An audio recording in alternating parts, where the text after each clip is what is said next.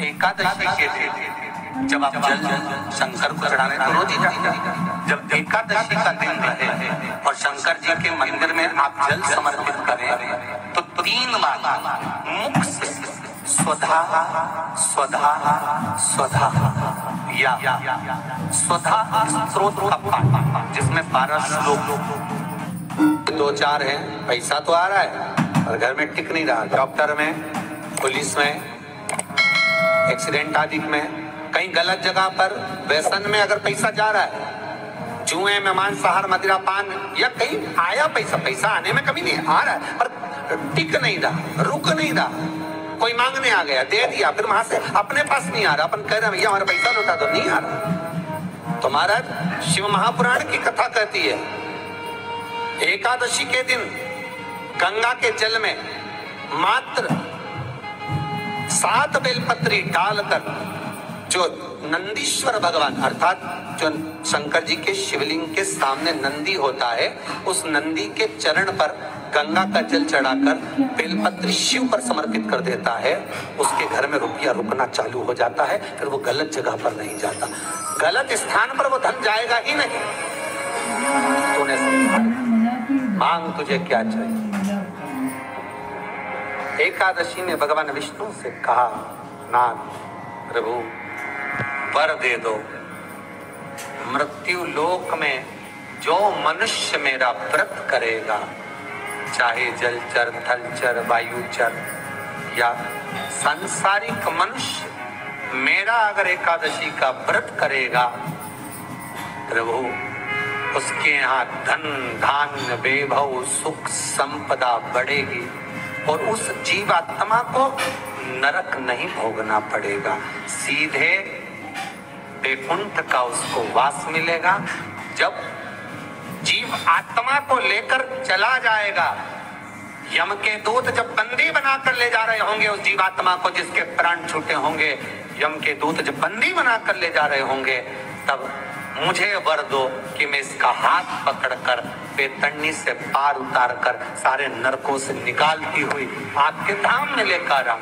भगवान ने वर दे दिया, तथास्तु। हे एकादशी सुनो, मृत्यु लोक का मनुष्य अन्न का त्याग कर कर, क्योंकि अन्न में एकादशी के दिन पाप पुरुष रहता है, अन्न का त्याग कर कर एकादशी के दिन जो मनुष्य तुम्हारा व्रत धारण करेगा, उस व्रत को करेगा और उस व्रत को धारण करेगा, उसकी मनोकामना पूर्ण होकर वो मेरे ही धाम को जाएगा।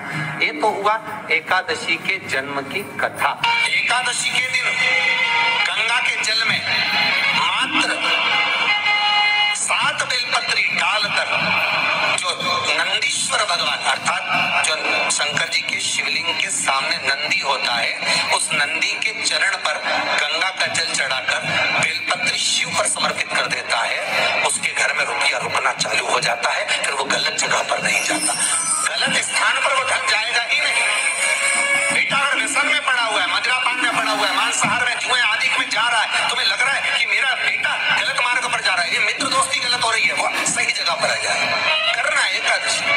कई लोग इसको धन के लिए भी करते हैं, संपदा के लिए, संपदा के लिए अर्थात जिसका व्यापार नहीं चलता, जिसके घर में पैसा नहीं आता, या नौकरी नहीं लग रही, या सर्विस नहीं लग रही, आप अप्लाई कर रहे हो, जगह जगह जाकर इंटरव्यू भी दे रहे हो और पैसा नहीं आता, तो उसके लिए भी प्रयास किया जाता है। पर उसके लिए यहाँ पर जो धन के लिए करते हैं, उसके लिए विष्णुपति के लिए करते हैं। मतलब जैसे गंगा के जल में तुलसी के 11 पत्ते डाले जाते हैं और उसको किसी भी नारायण के मंदिर में राम कृष्ण शिव शंकर नहीं, राम कृष्ण भगवान विष्णु दत्त आदि जितने नारायण के मंदिर हैं, उस मंदिर में किसी भी पात्र में, एक छोटे से पात्र में उसको भर कर रखी जाते हैं महाराज। उससे भी जॉब सर्विस नौकरी में सफलता प्राप्त हो जाती है, परंतु वो भी एकादशी को ही होता है। कुछ देर तक पात्र को रखा जाता है, फिर वही पात्र का जल किसी भी वृक्ष के नीचे डाल दिया जाता है, उससे भी नौकरी के लिए फायदा होता है। गंगा का जल कोई साधारण नहीं।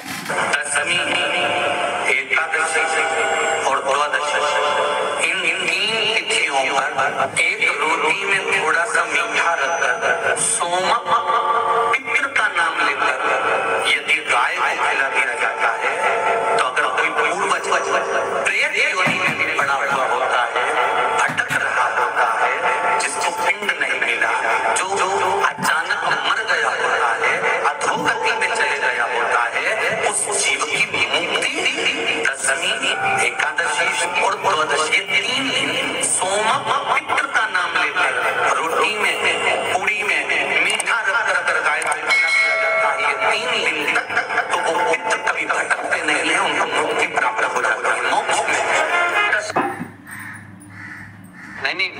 एकादशी है कौन, क्यों इसकी इतनी प्रधानता है, क्यों इसकी पुण्यता है, ऐसा क्या है एकादशी में जो इसकी पुण्यता मानी जाती?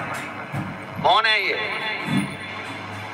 जो भगवान नारायण तक एकादशी का व्रत करते हैं? सुभद्रा जी को भगवान जगन्नाथ ने, जगदीश ने एकादशी का व्रत कराया था। बद्रीनारायण भगवान को माता लक्ष्मी ने एकादशी का व्रत कराया था। क्यों? चंद्रायण एकादशी व्रत की माता। एकादशी है कौन? तो कहा जिसको व्रत करने पर भगवान नारायण भी जिसका व्रत करते हो, भगवान माता लक्ष्मी जिसका व्रत करती हो, वो एकादशी है कौन? तो शास्त्र वर्णन करता है महाराज, स्कंद पुराण का सुंदर चातुर्मास खंड के अंतर्गत वर्णन आया है महाराज। एक बार भगवान विष्णु आनंद में विराजमान थे, पद्मावती और माता लक्ष्मी दोनों उनके पास में विराजी हुई थी। भगवान लक्ष्मी और पद्मावती दोनों बैठी, एक सिर के पास, एक चरण के पास। कुछ समय बाद वहीं पर ब्रह्मदेव का आगमन, और ब्रह्मा जी आगमन पाकर भगवान नारायण पद्मावती से लगकर उठे और उठकर लक्ष्मी की ओर झुके। झुकने पर इन तीनों के समागम से भगवान नारायण के हृदय चित्त से एक कन्या प्रकट हो गई। उस कन्या का नाम एका था।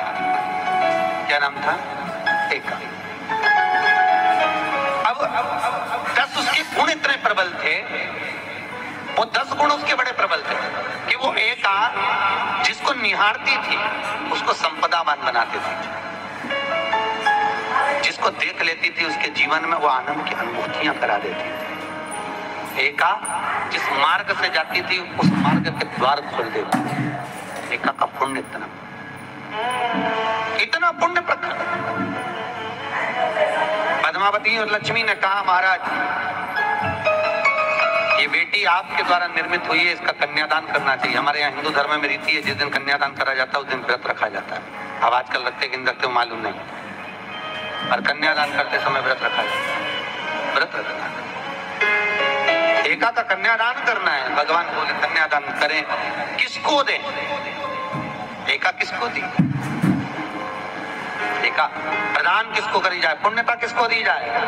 भगवान नारायण ने उसी समय लक्ष्मी और पद्मा से पूछा, तुम एकादशी के दिन जब आप जल शंकर को चढ़ाने तो रोज ही जाते, जब एकादशी का दिन रहे और शंकर जी के मंदिर में आप जल समर्पित करें तो 3 बार मुख से स्वधा स्वधा स्वधा या स्वधा स्त्रोत का पाठ, जिसमें 12 श्लोक 2-4 है।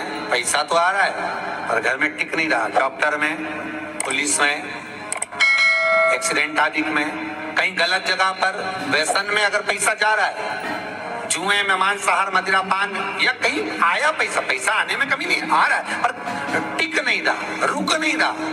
कोई मांगने आ गया, दे दिया, फिर वहां से अपने पास नहीं आ रहा, अपन कह रहे भैया हमारा पैसा लौटा दो, नहीं आ रहा। तो महाराज शिव महापुराण की कथा कहती है एकादशी के दिन गंगा के जल में मात्र 7 बेलपत्री डालकर जो नंदीश्वर भगवान अर्थात जो शंकर जी के शिवलिंग के सामने नंदी होता है, उस नंदी के चरण पर गंगा का जल चढ़ाकर बेलपत्री शिव पर समर्पित कर देता है, उसके घर में रुपया रुकना चालू हो जाता है। फिर वो गलत जगह पर नहीं जाता, गलत स्थान पर वो धन जाएगा ही नहीं।